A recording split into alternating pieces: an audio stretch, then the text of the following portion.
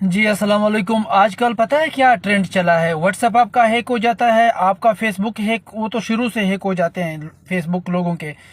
तो हैक होते ही आपके क्लोज फ्रेंड्स को, आपके बॉस को, आपके भाइयों को, आपके बहुत ही करीबी दोस्तों को मैसेज चला जाता है कि आप हमें 20,000, 25,000, लाख रुपया भेजो, मैं इमरजेंसी में हूँ, हॉस्पिटल हूँ, एक्सीडेंट हो गया, ये हो गया।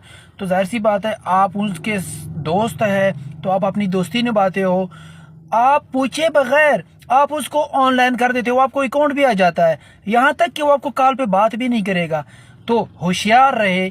आपके फेसबुक, आपका व्हाट्सएप तक हैक हो जाता है। जब हैक हो जाता है तो इस तरह की मामलात हो जाते हैं। फिर आप परेशानी आपको भी सामना करना पड़ता है और आपके दोस्तों को भी, जिन्होंने पैसे भेजे होते हैं। वो हैक लोग होते हैं, फेक लोग होते हैं, हैकर्स होते हैं।